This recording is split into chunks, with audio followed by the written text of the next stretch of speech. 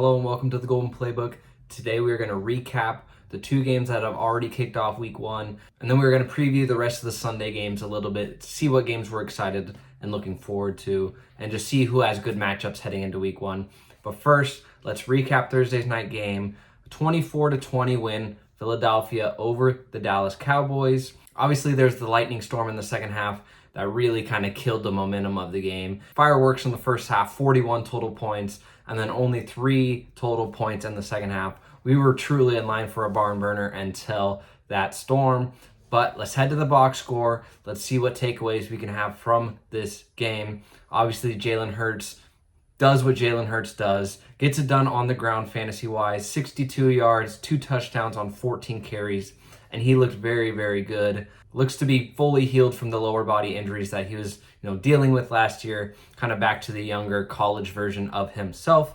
As far as passing, an efficient 19 of 23, but again, only 23 attempts. That was always the worry for the Philadelphia Eagles receiving core, with only 1 target going to A.J. Brown. Obviously, kind of unacceptable. That's probably not going to happen again. But to me, he didn't look to be 100% off the hamstring. A lot of his routes were short, intermediate routes, all kind of 5 to 7 yard kind of in routes that he looked to be, kind of half-assing, if I'm being honest. So I'm not certain that A.J. Brown was 100%. Perhaps he was out there as more of a decoy for this game. As for Devontae Smith, 3 for 16 is obviously not going to get it done. It's just a passing volume thing, and we knew this going into the season, that Philadelphia obviously wants to run the ball. 38 carries to 23 pass attempts, 14 of the carries being Hurts, a lot of them not on design play, so him scrambling. And then when he wasn't scrambling, he was hitting Goddard over the middle, very, very short, dinking and dunking to Goddard. He had 7 targets, led the team. Barkley, 5 targets, so if you're a Barkley owner, you kind of like to see that involvement. I will note that Will Shipley seemed to get banged up on a kick return, who was kind of the only guy pushing him for work. A.J. Dillon came in for a brief stint, underwhelming per usual. So Saquon's going to be the guy, especially if Will Shipley proves to miss time. As for Hurts, like I said, got it done on the ground, efficient in the passing game, put up a solid performance. Could have been much better had, that second half kept the momentum of the first, obviously.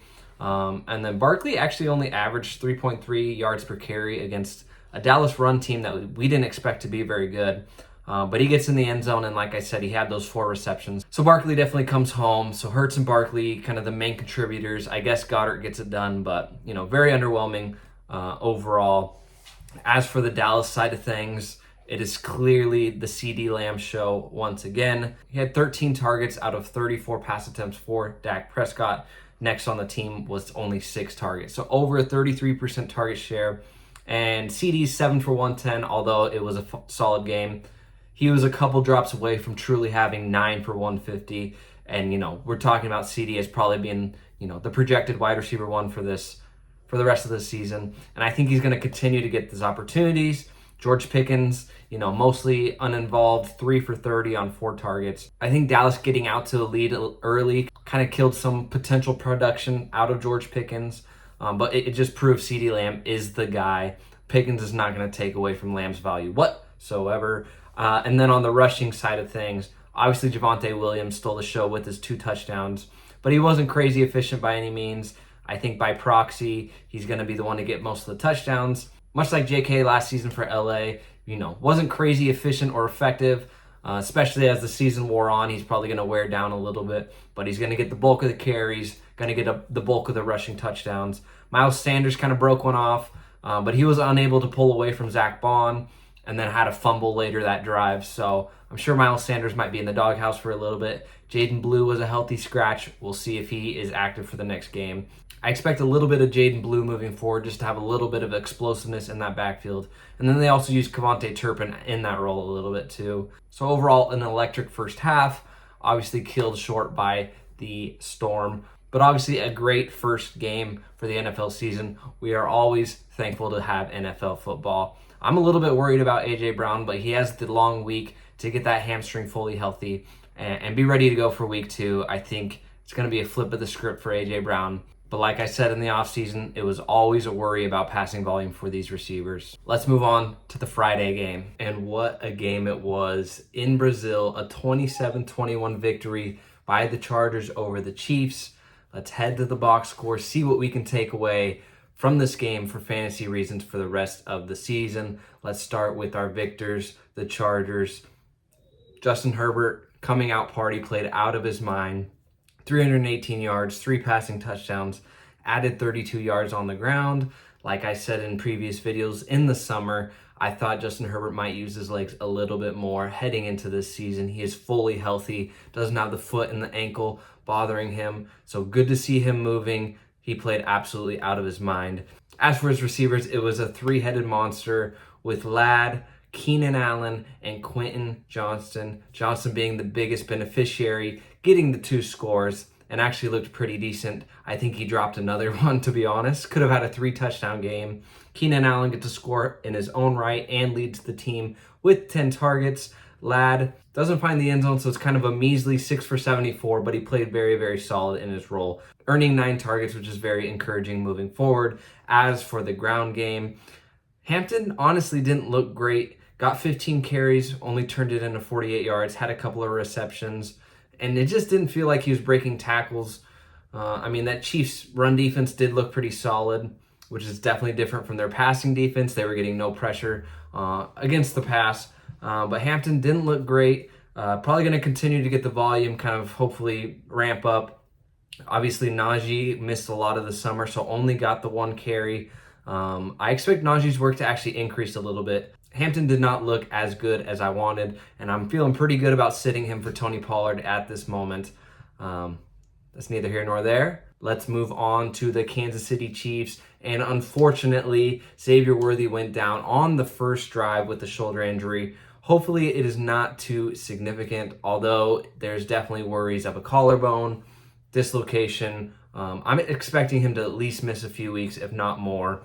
With that being said, Hollywood Brown was the biggest beneficiary of this, earning 16 targets on Mahomes' 39 attempts. Hollywood Brown is going to be the guy, as we've seen now, with Worthy out, with Rashee Rice on suspension. Hollywood Brown, if he is not owned in the league, is going to be a top waiver priority for you guys. Turned it into 9 catches for 99 yards, which honestly isn't great on 16 targets, but if Hollywood's going to keep getting this usage kind of used as the Rashee Rice role, all of the underneath targets, he's going to be a must-own, must-start kind of guy. Juju pitching in 5 for 55. Kelsey gets the long 37-yard touchdown to kind of save his fantasy day. But I think the 4 targets is going to be about what we're going to see from Kelsey until it's crunch time. If Worthy is out for a while, obviously with Rice suspended, he's going to have to pitch in, but it looks like it's going to be the Hollywood show. As for the ground game, they could not get anything going, and really they gave up trying, and I don't blame them. Pacheco didn't look overly great. Kareem Hunt looked as unexplosive as it gets, much like he did last year. So Mahomes pitching in 57 yards and a touchdown on the ground really saved his fantasy day, and all things considered, Mahomes looked very, very solid in this game with his top weapon going down in the first drive. Like I said, biggest takeaways, Hollywood Brown is going to be a must-add if he's not already owned. Mahomes, Herbert looked fantastic. Hampton, underwhelming. And then the Chargers look like they have a 3-headed monster in the receiving core with Ladd. Keenan Allen's going to be a must-add if he's not owned, and debatably startable each week. And then Quentin Johnston, although I think this is probably going to be a spike game for him, I think he's going to be a solid contributor this season. As for Sunday, a little look ahead, things I am going to be looking out for fantasy purposes. Dolphins, Colts. Our biggest thing is, what does the Dolphins offense look like?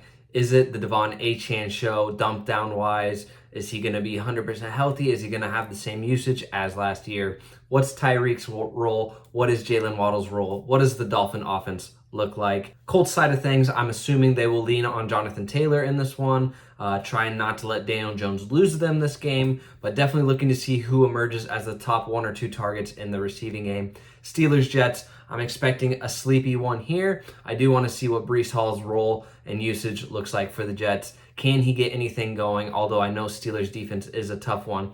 Panthers, Jags. I think sneaky shootout potential. Will Bryce Young continue to perform as he did at the end of last season? And is T-Mac the alpha dog that we are assuming him, or at least I am assuming him to be? We'll see if Chuba Hubbard remains his role or how much Rico Dowdle is implemented. And then for the Jags, the big one we want to see is how much usage does Travis Hunter get? And does T-Law look like he can provide for both BTJ and Travis Hunter, as well as what is their backfield usage in Jacksonville? We know there's 3 guys that could easily emerge as the top guy. Cardinals, Saints, probably another sleepy one. I'm expecting big things out of James Conner. I think the Saints' run D is going to be one we'll be attacking all season long for fantasy purposes. Saints, not looking forward to it. Although obviously a big Kamara guy, I'm assuming he's going to get a lot of the workload. We'll see just how involved he is. Giants, Commanders, obviously big questions around the Commanders' backfield. Is Bill Krosky-Merritt going to be, the RB1 or a healthy scratch? There's literally so many ranges of outcomes, so we are eager to see how that looks. And is Malik Neighbors as dominant this season with Russ?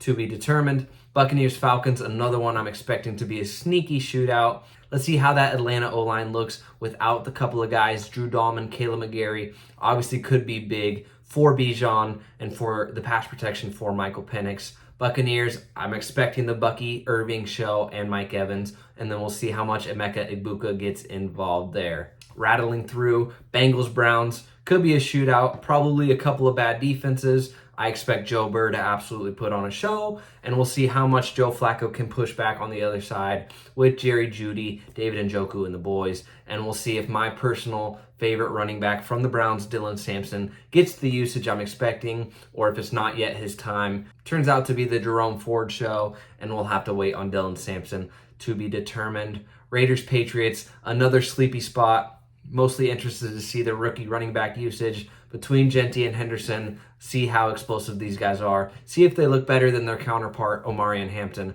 early in the season. 49ers, Seahawks, we have to see how McCaffrey's calf is doing. Will he play? Will he be effective? Will he re-aggravate that calf? All things to be on the lookout for. Seems like the Seahawks defense could be sneaky good this season, but we'll see how good their offense looks. See what the Walker-Sharp split is. I'm a big Sharp guy, but we'll see what that split looks like. Titans, Broncos honestly could be a sleepy spot. All eyes on Cam Ward, the #1 overall pick. Seeing just how well he can perform in his NFL debut. Then we got the in-division showdown, Lions and Packers. I expect this to be a full-fledged banger. I expect running backs for both teams to go off. Jahmyr Gibbs, Josh Jacobs, I expect them to do their thing. Texans, Rams, we'll see if Stafford is fully healthy, and I expect big things out of the receivers. Puka, Devontae, and then Nico Collins on the other side. I'm not expecting the Texans to be able to run the ball. I think it's going to be the CJ Stroud and Nico Collins show. And it all leads up to the ultimate Sunday night game for week 1. Ravens versus Bills. Could be an all-timer. Could be a shootout. I cannot wait to put up the feet and watch both of the elite quarterbacks absolutely do their magic. I am so looking forward to that Ravens-Bills game. And then Monday, another division showdown, Vikings versus Bears. Are the Bears going to be a new-look squad with Ben Johnson at the helm? And then it'll be our first look at J.J. McCarthy, see if he is worth some of the offseason summer hype that he was getting, and make sure Justin Jefferson's hamstring is doing okay and performing like the Jettas we know. That is the little preview of things I am looking forward to in week 1. We've had a couple of banger games so far. Stay on the lookout. I'm going to try to do my recap video on Tuesdays for you guys, so we can kind of recap how the games went this weekend, kind of look forward to week 2, what guys we should be looking out for on waivers, all that kind of jazz. I'm trying to get that out to you guys on Tuesday. All right, you guys, if you've been watching my videos for a while, you know I promised the kid down there some thick cut bacon when we hit 100 subscribers.